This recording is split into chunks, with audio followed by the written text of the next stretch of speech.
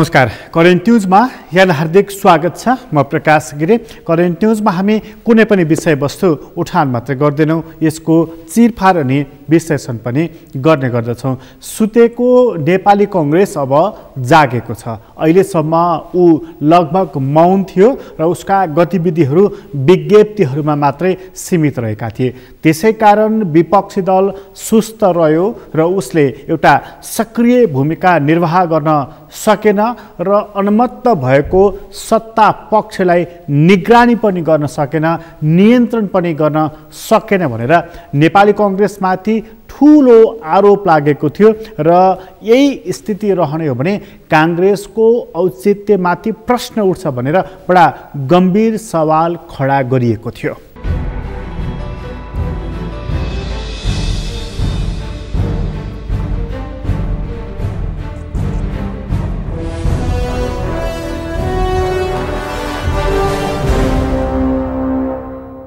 जसरी 3 वर्षको बीचमा सरकारले के काम गर्यो भनेर समीक्षा भएको थियो, त्यसै गरी 3 वर्ष भयो नेपाली कङ्ग्रेसको विपक्षमा बसेको र विपक्षमा बस्दाखेरि उसको भूमिका के, कति र कस्तो रह्यो भनेर त्यसको पनि अलग ढङ्गको बहस समीक्षा भइराखेको थियो। त्यसै बेलामा नेपाली कङ्ग्रेसले विज्ञप्तिहरू त निकालेको थियो, त्यसमार्फत सरकारको विरोध गर्ने र जनताको आवाज उठाउने काम त गरेको थियो। तर त्यतिले पुगेन।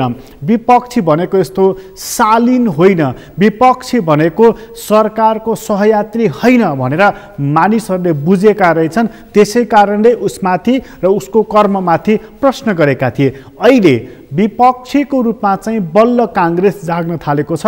जब ऊ सडकमा पुगेको छ त्यसपछि मानिसहरू काङ्ग्रेस जाग्यो भनेर भन्न थालेका छन्। नेपालमा जब राजनीतिक दलहरू सडकमा उत्रन्छन् त्यसपछि मात्रै मानिसहरूले देख्ने गर्दछन्। आवाज उठाएको पनि त्यही देख्दछन्, सक्रियता पनि त्यहीनेरि देख्ने गर्दछन्। काङ्ग्रेस देशमा अलिकति अल्छी पार्टी हो, तर अहिले जब वरिष्ठ नेता रामचन्द्र पौडेललाई तनहुमा धरपकड गरियो, 3 घण्टा कस्टडीमा पनि राखियो, त्यसपछि काङ्ग्रेस जागेको छ। र यो जागेको काङ्ग्रेस आज एक दिनको लागि हो कि यो जागेको काङ्ग्रेस अब साँच्चीकै जागिरहन्छ त? प्रश्न चाहिँ त्यहाँनिर उभिएको छ। र अर्को पनि प्रश्न यससँगै जोडिएर आएको छ। काङ्ग्रेस त जागेको छ, तर यो जागेको काङ्ग्रेसले जनताको मुद्दा कति उठाउँछ र ती माग सम्बोधन गर्नको लागि सक्रिय भूमिका उसले खेल्छ कि खेल्दैन? यो अहिलेको महत्त्वपूर्ण र अहम सवाल हो। यसैको फेरिमा काङ्ग्रेसको भविष्य पनि निर्धारण हुनेछ। त्यसैले जब जनतासँगको उसको सम्बन्ध टाढिएर जान्छ, काङ्ग्रेसको अस्तित्व निमिट्यान्न हुन्छ। जनतासँगको उसको सम्बन्ध नजिक हुन्छ, त्यसपछि उसको भविष्य र उसको जीवन पनि बलियो हुँदै जान्छ, सजीव हुँदै जान्छ। त्यसकारण काङ्ग्रेस जाग्यो भनेको हो। तर काङ्ग्रेस जागिसकेपछि उसले गर्नुपर्ने कामहरू चाहिँ के रहेका छन्? ऊ जागेर गर्ने कामहरू चाहिँ के हुन् त? आजको अङ्कको हाम्रो मूल बसाइ यो रहनेछ र कार्यक्रमको सुरुवातमा चाहिँ काङ्ग्रेस त जाग्यो, कसरी जाग्यो, काङ्ग्रेस जागेर गर्नुपर्ने कुरा चाहिँ के छन्? सुरुवातमा एउटा रिपोर्ट यहाँ प्रस्तुत गर्दैछौँ।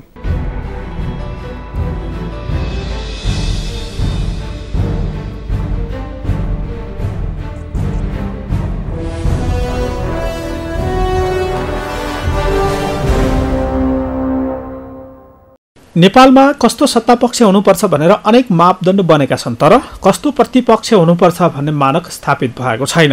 किनभने बिपी कोइरालाको सरकार, मनमोहन अधिकारीको सरकारलाई हेरेर सत्तापक्ष यस्तो हुनुपर्छ भन्ने मान्यता बनेको छ।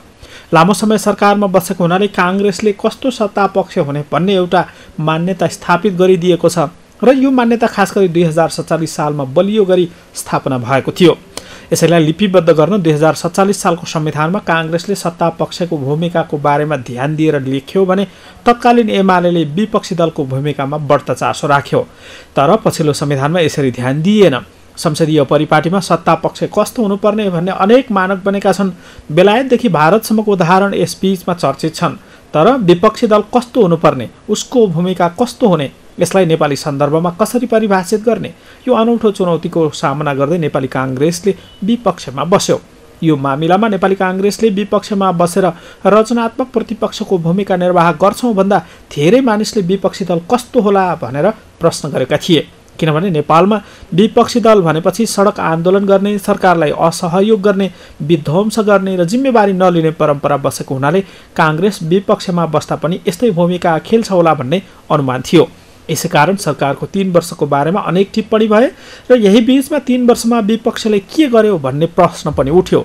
साँच्चै भन्ने हो भने 3 वर्षको बीचमा काङ्ग्रेस सडकमा आएन, विरोध गरेन, टायर बालेन, रेलिङ भाँचेन, तर बग्रेलती विज्ञप्ति निकाल्यो र विपक्षी दलको नेता संवैधानिक परिषदको पदेन सदस्य हुने भएकाले बेला बखतमा भाग बन्ना पनि भाग लियो। साँच्चै भन्ने हो भने 3 वर्षको बीचमा काङ्ग्रेस सडकमा आएन, विरोध गरेन, टायर बालेन, रेलिङ भाँचेन, तर बग्रेलती विज्ञप्ति निकाल्यो र विपक्षी दलको नेता संवैधानिक परिषदको पदेन सदस्य हुने भएकाले बेला बखतमा भाग बन्नमा पनि भाग लियो।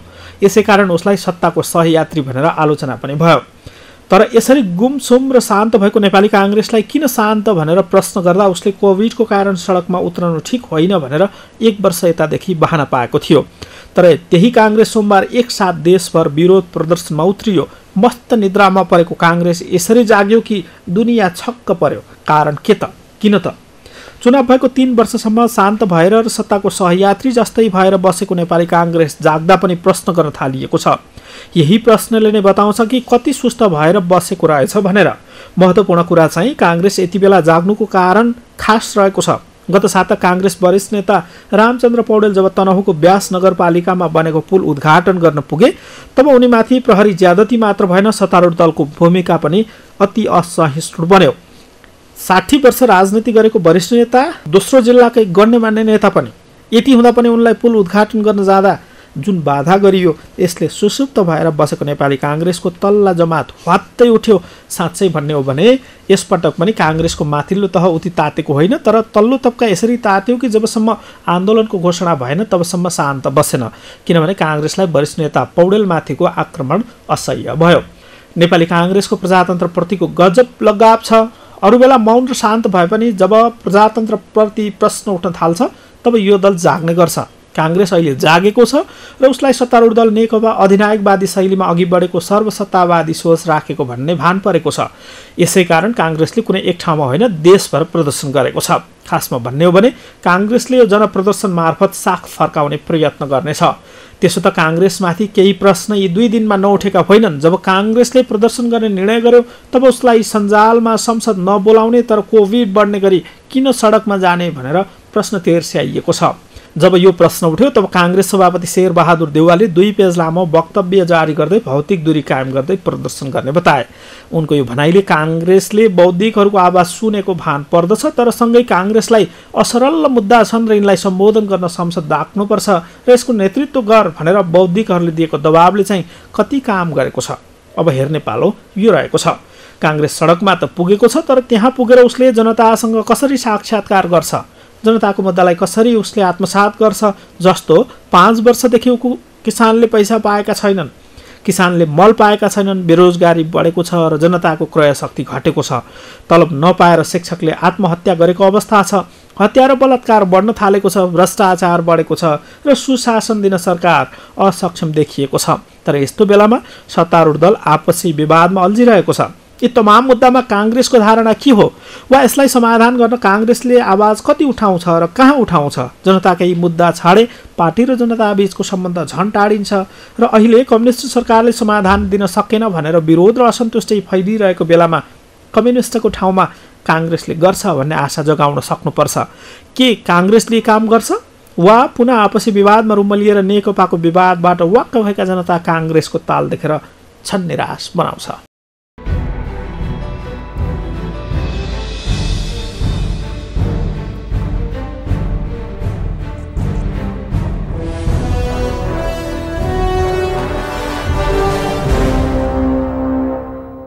काङ्ग्रेस जागेको छ, देशैभर उसले प्रदर्शन गरेको छ। होला प्रदर्शन सानो होला, प्रदर्शनमा ठुलो समूह नजुटेको होला, त्यो बेग्लै प्रसङ्ग हो। तर उसले एकसाथ देशैभर प्रदर्शन गरेको छ र एकसाथ देशैभर प्रदर्शन गरेर उसले एउटा सन्देश दिएको छ कि काङ्ग्रेस अझै जिउँदैछ भनेर। सँगै उसले अर्को पनि सन्देश दिएको छ कि सत्तारूढ दललाई कि तिम्रो विकल्प हामी छौँ भनेर। काङ्ग्रेसले यही विकल्पको रूपमा 3 वर्षको बिचमा प्रस्तुत गर्न सकेन दरिलो रूपले भनेर नै काङ्ग्रेसको आलोचना भएको थियो। अहिले काङ्ग्रेस जागेर देशका विभिन्न ठाउँबाट प्रदर्शन गरेर भ्रष्टाचार, कुशासन र अलिकति बादकै कुरा गर्ने हो भनेदेखि पनि सर्वसत्तावादी सोचमा सरकार गयो भनेर उसले औँला ठडाएको छ। काङ्ग्रेसले भन्ने गर्दछ कि यी कम्युनिस्टहरूलाई हामीले प्रजातान्त्रिक गराएका हौँ भनेर। आज त्यही काङ्ग्रेस यदि सत्तारूढ दललाई तिमी सर्वसत्तावादी सोचमा छौ र निरङ्कुश शैलीमा चलिरहेका छौ भनेर उसले आज देशैभर 77 वटै जिल्लामा प्रश्न उठाएको छ भनेदेखि उसले काङ्ग्रेसले कम्युनिस्टसँगको सम्बन्धलाई कसरी पुनर्वासित गर्दछ यो पनि सोच्नुपर्ने विषय बनेको छ। तर यो विषय उसले भोलिका दिनमा प्रश्न पार्दै जाला। कम्युनिस्ट पार्टीहरूसँगको उसको सम्बन्ध के हो त्यो कुरा पनि उसले खुलाउँदै जाला। तर वैकल्पिक शक्ति बन्ने कि जबरजस्त शक्ति बन्ने उसले यो कुरा चाहिँ आजै छिनोफानो गर्नुपर्दछ। जबरजस्त शक्ति, लोकतान्त्रिक शक्ति बन्ने हो भनेदेखि काङ्ग्रेसले जनताका मुद्दालाई छाड्नु हुँदैन, ती मुद्दालाई उसले समात्नुपर्छ। ती मुद्दा मुखरित गरेर सम्बोधन गर्न सक्नु पर्दछ काङ्ग्रेसले। त्यो मुद्दाबाट टाढा भएको खण्डमा काङ्ग्रेसको अस्तित्व पनि नामेट हुँदै जान्छ। त्यसैले अहिले उसले सडकमा उत्रिएर केवल सर्वसत्तावादी सोचको मात्रै विरोध गरिरहेको छैन। भ्रष्टाचारको कुरादेखि लिएर कोभिडमा सरकारले अपनाउनु पर्ने चनाखोपन पनि अपनाएर भनेर पनि उसले भनिराखेको छ। यो भन्दै गर्दा उसको मुहारमा कान्ति थियो कि थिएन, यो भन्दै गर्दा उसका मुठ्ठीहरू कति कसिएका थिए, उसका खुट्टाहरू कति दरा देखिएका थिए, त्यो दृश्य पनि हामी यहाँ प्रस्तुत गर्दैछौँ।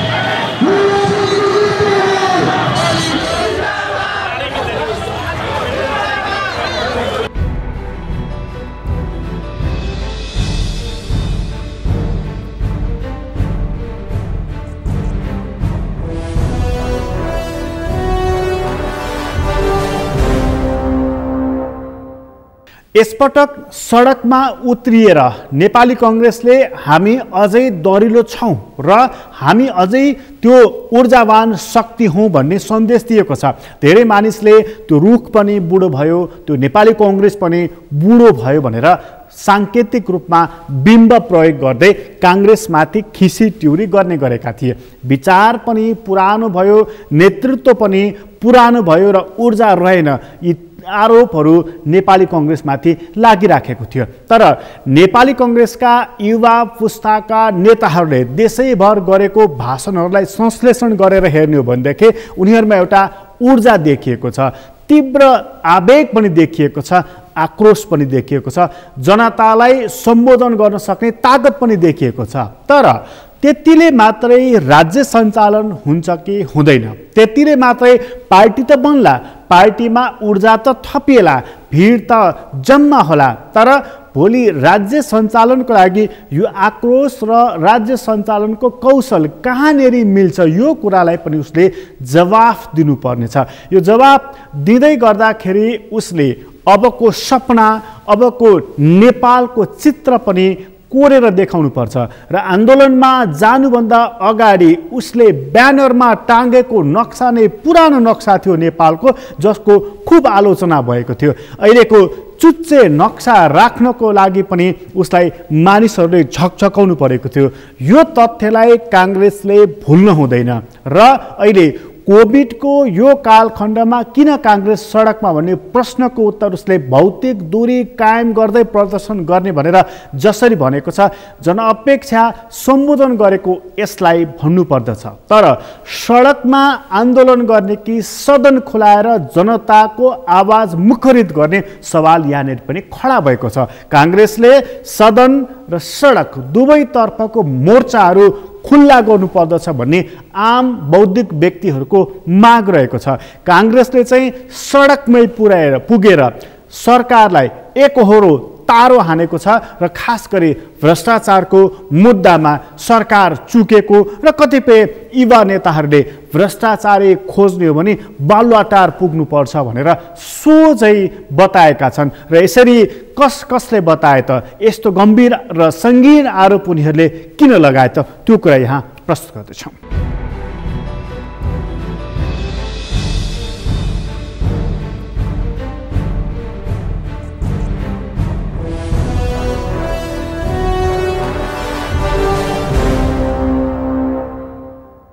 राजाको निर्दलीय पञ्चायत बेला हामीले रुख रोप्दाखेरिमा हाम्रा टाउका फुट्थे। आज कम्युनिस्टको सर्वसत्तावादमा हामीले पुल बनाउँदा हाम्रा करम भाँचिँदैछ। यो एउटा विडम्बना हो। यो एउटै सिक्काका दुईटा पाटा हुन्। अधिनायकवादका दुईटा स्वरूप हुन्, चाहे जुनसुकै नाममा आओस्। प्रवृत्ति उही हो, मनोवृत्ति उही हो। सबै सत्ता आफ्नो हातमा लिएर आफै मोज गर्ने, आफ्नो हात जगन्नाथ गर्ने, आफ्ना मान्छे पोस्ने, आफ्नै वर्ग खडा गर्ने, नयाँ वर्ग जन्माउने फेरि यो देशमा अभ्यास भइरहेको छ। 70 वर्षसम्म नेपाली जनताले लडेर ल्याएको यो संविधान सपुतहरूले अथक प्रयत्नबाट कायम गरेको व्यवस्थाको टुङ्गो आज फेरि यसलाई खलबलाउने दुस्साहसहरू हुन थालेका छन् र आज सबैभन्दा बढी चिन्ताको विषय हो।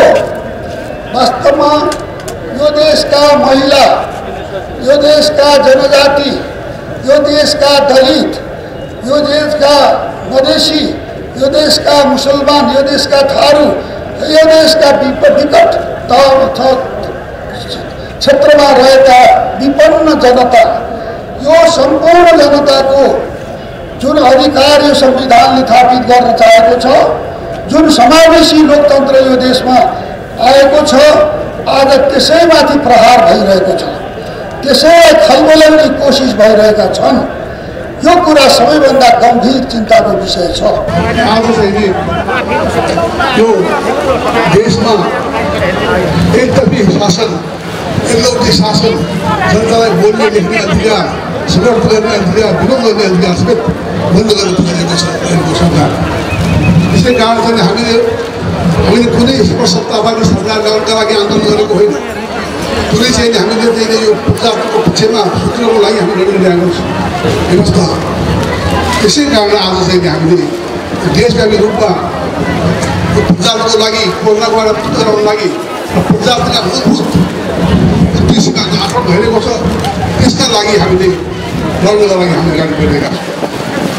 आदरणीय दाजुभाइ दिदीबहिनीहरू, अहिले कोरोनाको महामारीको बेलामा हामी ल्याएर मिटिङ गऱ्यौँ। त्यसमा यत्रो सङ्ख्यामा आउनुभएकोबाट थाहा हुन्छ कि जनता आज कम्युनिस्ट सरकारमा वाक्क भइसकेका छन्।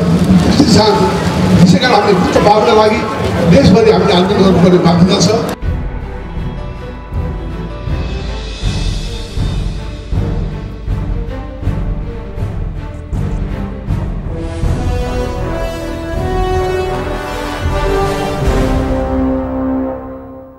नेपाली कांग्रेसले आफ्नो आरोपको तारो र आफ्नो भाषणमा उनीहरूले खरो रूपमा सरकारको विरोध गरेका छन्, सत्तारूढ दलको विरोध गरेका छन्, सत्तारूढ दलका नेताहरूको चरित्रको चित्रण गरेका छन्। यी सबै कुराले कांग्रेसले सत्तारूढ दल खराब छ भन्ने कुरा त सायद चित्रित गर्न सक्दछ होला, तर यति कुराले हामी असल छौं भन्ने कुरा चाहिँ कांग्रेसले प्रमाणित गर्न सक्छ। कांग्रेसका नेताहरूले हामी चाहिँ चोखो छौं, हामीसँग देश निर्माणको सपना छ, हामीसँग देश निर्माण गर्ने खाका छ भन्ने कुरा चाहिँ प्रमाणित गर्न सक्छन् होला त? यो प्रश्न पनि उत्तिकै महत्त्वपूर्ण छ, किनभने पटक पटक सरकार सञ्चालन गरेर पनि असफल भएको पार्टी हो नेपाली कांग्रेस। त्यसलाई नेपाली कांग्रेसले यो 5 वर्ष विपक्षमा बसेर कसरी मूल्याङ्कन गर्नेछ, कसरी आत्मसमीक्षा गर्नेछ र भोलिको दिनमा उसले आफूलाई हिजोको गल्ती हटाउने र नयाँ मार्ग खोल्ने यो काम उसले कति गर्न सक्नेछ। जसरी यी कुराहरू गर्नेछ उसले त्यो कुराहरू जनतासँग साक्षात्कार गरेपछि मात्रै कांग्रेस सुध्रिएछ भनेर मानिसले पत्याउनेछन्। अन्यथा यो पनि मुख मिथ्याएर बसेको छ सरकारमा जानको लागि अथवा सरकारमा जानु नपाउँदाको यो छटपटी हो, मानिसहरूले यसरी टिप्पणी गर्नेछन्। त्यो कुराबाट पनि कांग्रेस जोगिनु पर्नेछ। ऊ कसरी जोगिन सक्छ त? ऊ सत्तारूढ दल नेपाल कम्युनिस्ट पार्टी भन्दा कसरी फरक हो त? यो प्रश्नको उत्तर पनि उसले आजै तयार पारेर बस्नुपर्नेछ। र सत्तारूढ दलले चाहिँ कांग्रेस यसरी उत्रिसकेपछि के ठानिरहेको छ, के सोचिरहेको छ, उसको मनमा के कुरा पलाइराखेको छ, त्यो कुरा लिएर हामी एकछिन पछि आउनेछौँ। अहिले छोटो विश्राम लिँदैछौँ।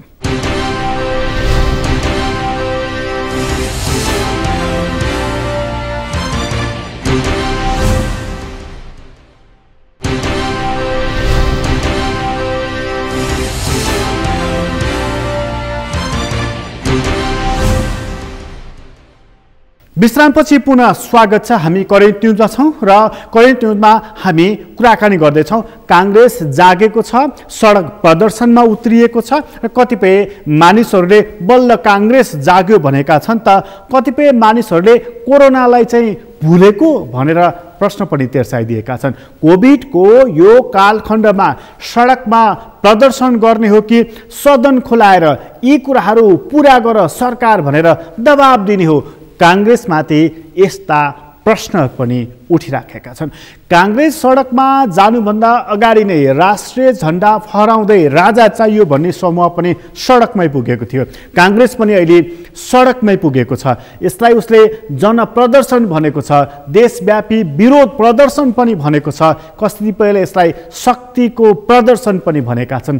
यो कुराहरू आफ्नो आफ्नो ढङ्गबाट हुँदै जाला, यसका व्याख्या विश्लेषणहरू र विश्लेषणहरू पनि हुँदै जालान्, तर कांग्रेस सडकमा चाहिँ बल्ल बल्ल पुगेको छ। यो कुरा चाहिँ बुझ्नुपर्ने हुन्छ। तर कांग्रेस सडकमा पुगिरहँदाखेरि उसले के कारण सडकमा पुगेको हो त? सडकमा पुगेर उसले भन्न खोजेको कुरा, सुनाउन खोजेको कुरा चाहिँ के हो त? यो चाहिँ महत्त्वपूर्ण सवाल बनेको छ। उसले सरकारलाई तिमी भ्रष्टाचारमा लिप्त भयो, तिमीले भ्रष्टाचार नियन्त्रण गर्न सकेनौ, तिमीले सुशासन दिन सकेनौ।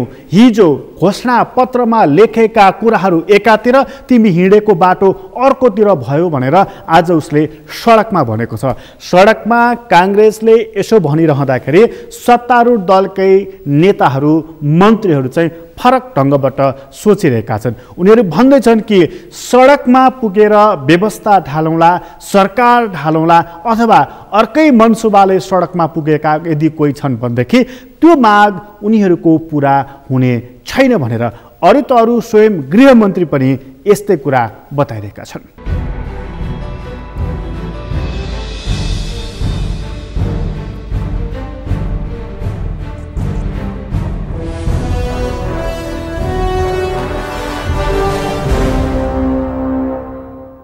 सरकार विरोधी शक्तिहरू पनि अहिले अब सल्बलाइरहेका छन्। यसै सन्दर्भमा प्रतिपक्षले आज देशव्यापी रूपमा सरकार विरोधी चाहिँ प्रदर्शनहरू आज गर्दैछन्। तर हामीलाई के लाग्छ भने यी सबै एउटा मृगतृष्णा हुन् र ती शक्तिहरूले सरकारलाई उल्ट्याउने र यो व्यवस्थालाई विस्थापित गर्ने जो सपना देखेका छन् त्यो पुरा हुन सक्दैन चाहिँ।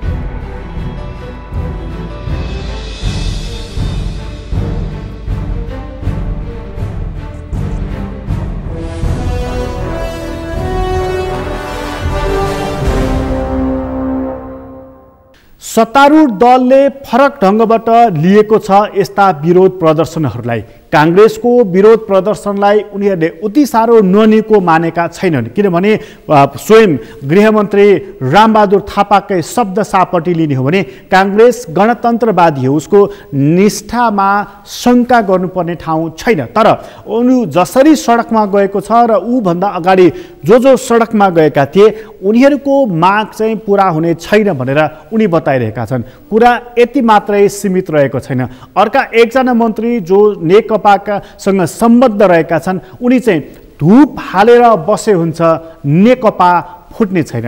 नेकपा फुट्यो भने सरकारमा जाउँला, अस्थिरता निम्त्याउँला अथवा अन्य चलखेल गरौँला भनेर जसले सोचेका छन् ती कुराहरू सब हराएर जानेछन्, किनभने नेकपा फुट्ने छैन। उनले यस्तो पनि दाबी गरेका छन्, सँगै पार्टीभित्रको विवाद हामी हल गर्छौँ भनेर त्यसको पनि सूत्र पनि पहिलाएका छन्।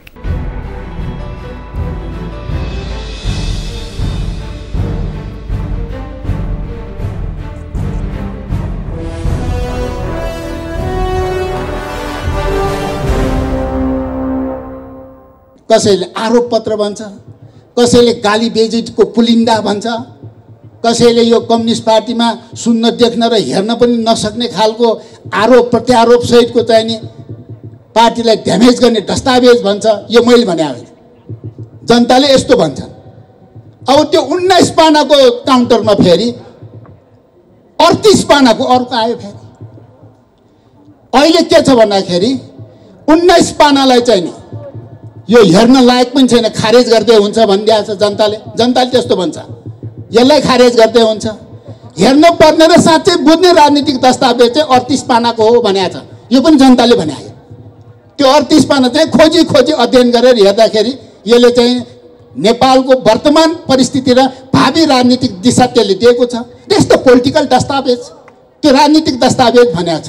त्यसरी चाहिँ नि त्यसको अध्ययन गर्नु, त्यही दस्तावेजको आधारमा 10औं महाधिवेशन जानु, यो सबै समस्या हल गर्नु, 2टा अध्यक्ष हटाइदिनु, एउटा अध्यक्ष बन्नु। त अब अहिलेका यी सबै पुराना साथीहरू चाहिँ संरक्षक भएर बस्नु, नयाँ जेनेरेसनबाट पार्टी र अबको देशको नेतृत्व गर्नु भनेकै छ। अनि हाम्रो चाहिँ नि अहिले तपाईँले यहाँ भन्नै पर्छ, यही मञ्चबाट मैले भन्न चाहन्छु, अहिले हाम्रो पार्टीभित्र अल्पमत र बहुमतबाट कुनै पनि कुरा टुङ्गिँदैन। यो अहिलेको विशिष्ट परिस्थितिको चाहिँ स्थिति हो। यो 2टा अध्यक्षको सहमतिबाट हुने भनिएको छ। अब अल्पमत र बहुमतबाट टुङ्ग्याउने भने त 40 र 60 मा पार्टी मिलेको छ। 60 ले 40 लाई त ठेले गर्छन्, हुन्छ। त्यसैले गर्दाखेरि यो सबैले बुझेको कुरा हो, हाम्रो आन्तरिक कुरा हो। यो सार्वजनिक भइरहेको हुनाले अहिले 3टा कुरा। प्रधानमन्त्री केपी ओलीले छोड्दैन, पार्टी अध्यक्षबाट हट्दैन। पहिलो कुरो, प्रधानमन्त्री केपी ओलीले छोड्छ चुनावबाट, पार्टी अध्यक्ष पनि त्याग गर्छ महाधिवेशनबाट। 19 पाने आरोप पत्रलाई खारेज गरिदेऊ भन्छ जनताले। जनताले यही भन्छ। 38 पानाको दस्तावेज अध्ययनको राजनीतिक सामग्री हो, पढ भन्छ। अनि त्यसपछि हाम्रो चाहिँ कम्युनिस्ट पार्टीभित्र नेकपाको अहिलेको एकताको संरचनाभित्र अल्पमत र बहुमतबाट के पनि टुङ्गो हुँदैन। यसकारण अल्पमत र बहुमत मानिँदैन भने त 2 अध्यक्ष छ। 2 अध्यक्षमा एकले चाहिने समझदारी तोडेपछि अप्ठ्यारो हुन्छ। अहिलेको समस्या यही हो। यो अप्ठ्यारोलाई सप्ठ्यारो गर्न हामीसँग त्यो व्यवस्था गर्ने कुशलता र क्षमता छ। हामी त्यो व्यवस्था र त्यसलाई कुशलतापूर्वक समाधान गर्छौँ। तपाईहरूले माथि हेरेर चिन्ता नलिनुहोस्। तल सिङ्गो नेकपा एक ढिक्का भएर अगाडि बढ्नुहोस्। माथिको व्यवस्था पनि हामी गर्छौँ।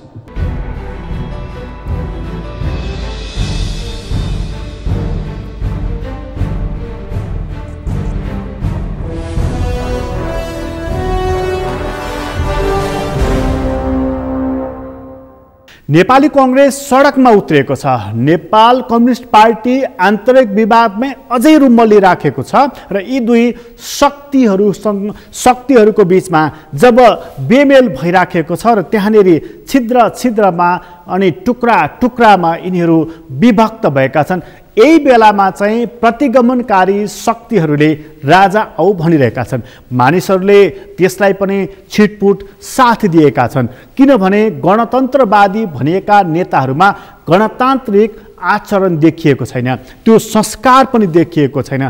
5 वर्षदेखि किसानले उखुको मूल्य पाएका छैनन् र उनीहरू गत साल जस्तै यसपटक पनि आन्दोलन गर्नको लागि काठमाडौँ आइपुगेका छन्।